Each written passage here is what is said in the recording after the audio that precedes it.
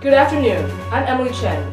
We've just received breaking news from Carter Mountain Orchard that there's been reports of a decline in apple availability this season. It's been speculated that this decline has been caused by inadequacies in the orchard soil conditions.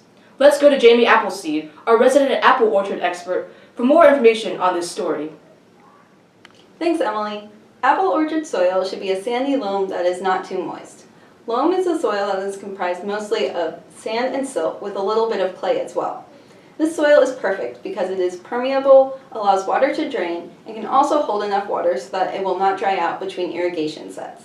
When apple trees are planted in a soil that is not drained, root growth is stunted, which can lead to tree death.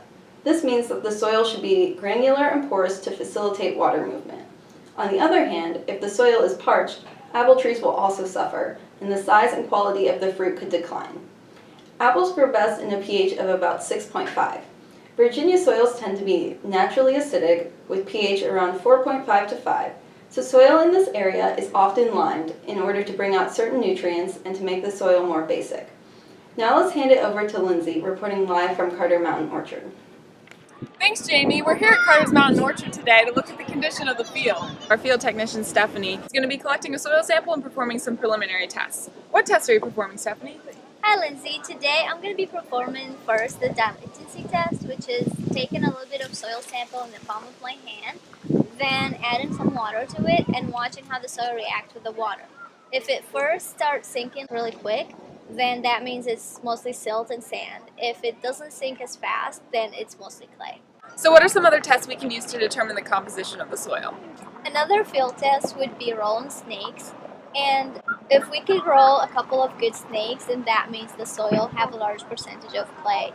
If not, then that means it's mostly silt and sand. Next, we're going to take this soil sample back to the lab for further testing.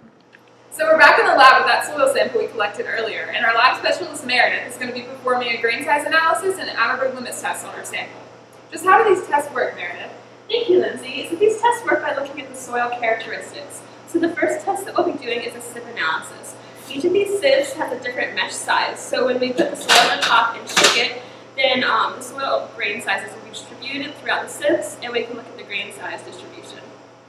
Alright, so the next test Meredith is going to be performing is the Casa Grande cup test. What information can we get from this test? So the Casa Grande cup test is one of the Atterberg limit tests, which looks at how soil reacts to water.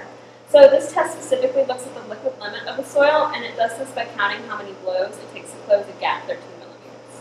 And the last step is to record the pH, right? Correct, and it's fairly easy to do, as we'll just run a pH test using baking soda and vinegar. So if the soil reacts with vinegar, then it's basic, and if it reacts with baking soda, then it's acidic. Fascinating. Once we get these results, I'm going to turn it over to our data analyst Megan in the studio. Thanks, Lindsay. With the results in, we are ready to determine if the soil will sustain a bumper crop of apples. Let's start with the sieve analysis. This graph displays the percentage of soil which passes each sieve size. Here we can see that 22% of the soil is gravel, 78% is sand, and there is very little fine-grained soil.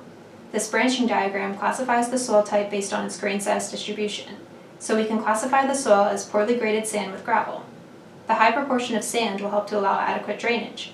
However, the low proportion of silt and clay means the soil may have a tendency to dry out quickly and leave the trees parched. Let's look a little deeper at the type of fines present.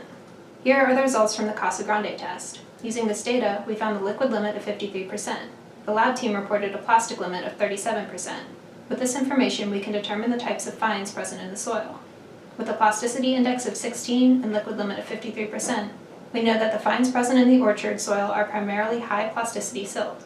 This soil type will help retain moisture to nourish the trees. However, there is very little of it present in the orchard soil.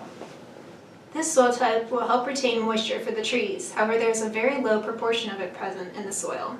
Finally, we heard from our team in the lab that the soil has a neutral pH, which is well suited for apple tree growth. Overall, most signs point to a healthy soil environment for the apple trees, but watch out for that low proportion of fines. Back to you, Emily. Thanks for that update, Megan. As we've just heard, visitors to Carter Mountain should be prepared for the possibility of facing an apple shortage this season. Tune in to CMB Network in the upcoming days as this breaking news story continues to develop. We'll be right back.